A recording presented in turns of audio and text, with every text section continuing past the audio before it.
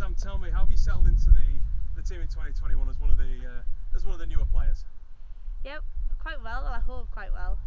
All the girls are lovely. Like I've said it again and again, that it's like you've been here for years with this lot. Like they take you in as one of their own from day one. I think being in the academy as well, like the transition's quite smooth because you have a few sessions up, so you get to know the girls, things like that. And when it comes to it, and you actually make that full move, you already know who you're coming up to, and everyone knows who you are. So it's not like being a real fresh newbie. The Rhinos are pretty good at doing that, bringing the younger girls from the academy into the first team. Like you just said, is it quite straightforward, and what sort of changes, and what's that step up like? Yeah, I mean, in terms of straightforward, it's not straightforward. It's a lot of hard work. They don't just grab places left, right, and centre.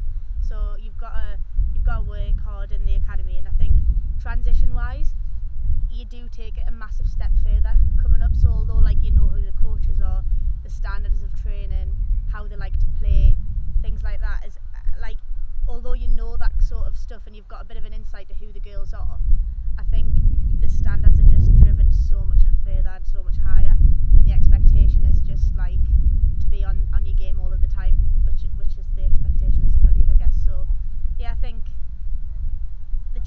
they make it as easy as possible, but as soon as you get amongst a group of girls as talented as this, it is a massive step up from the academy.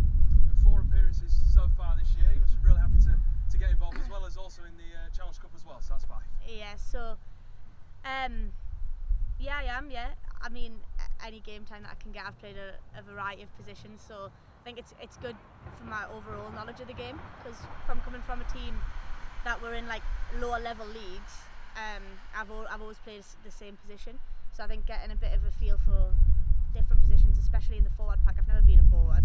I'm not particularly very big, so I've never been a forward. So to get to know the forwards, like, is their positions brings a different element to my game. And obviously a big challenge against Wigan coming up this week. Obviously also the unbeaten side in the Women's Super League so far. Hopefully we'll change that. Is it something that you're wanting to come up against to see how you can test yourself against a side like that? Yeah, 100%. I think, like, in order to be the best and to develop, like, you've got to test yourselves against the better sides. Like, there's no point in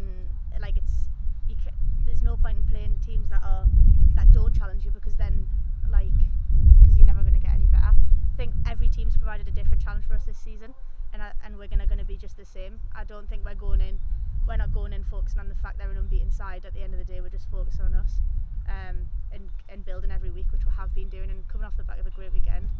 And 5 consecutive league wins is quite a record. To say this team haven't won the League Leaders Shield since 2018, is that a title that you want to help them reclaim, as well as possibly a grand final appearance at the end of the year? Yeah, of course. I think the grand final's where all of our hopes are set. I think obviously a bit of disappointment in the semis, but I think you learn from losses. They're not a loss, they're a learning curve, and I think we've definitely took that, and we're a different team, the environment's different, everyone's stepped it up a match with a mark. We've had loads of conversations between the players and the staff, and we know exactly what we want to achieve now, and we're realigned. And talk to me a bit about obviously your journey down here to training every day. It's quite unique. Yeah. The little group of girls coming down. Yeah, so there's obviously 3 of us. There's me, Zoe and Ola, and we're coming from Newcastle, so it's like 2 hours here, about 2.5 back, because road closures are the bane of our lives at the minute. But it is quite unique, but like as soon as you walk through them gates, like, doesn't matter, like everything's out of our head. If we train badly, it's not because it's not because we've travelled, it's because our head's not in it. And I think from the off, like, between us and the coaches, like, we've had conversations whereby, like, yeah, the travel does add a different element to it, and you have to set yourself for training like you would away days almost, but you get into a flow, and like you leave every day Tuesday, Thursday at 3 o'clock in the afternoon. So at 3 o'clock you just turn it on from there, and I think having the girls in the car as well brings quite a good atmosphere, so it's not as painstaking as you might at first think. And to have a head coach in Lois Forsell, who also plays your position of hooker, yeah. What do you learn from her? Does she give you any sort of little insights that maybe other players in other positions wouldn't quite get? I mean, when Lois was at the absolute top of her game, and was probably arguably the best player that we've got in England at the time when she retired. So she gives it everything. Like, who better to learn the position of hooker off than someone who's kind of created. She's like, she brought so much to her position as hooker. Like, she brought so much to the position that I would want to know everything she's got to know, and she does give you it as well. Like, she tells you absolutely everything that she knows. She passes all of her knowledge on, but absorbing it, there's a lot of it.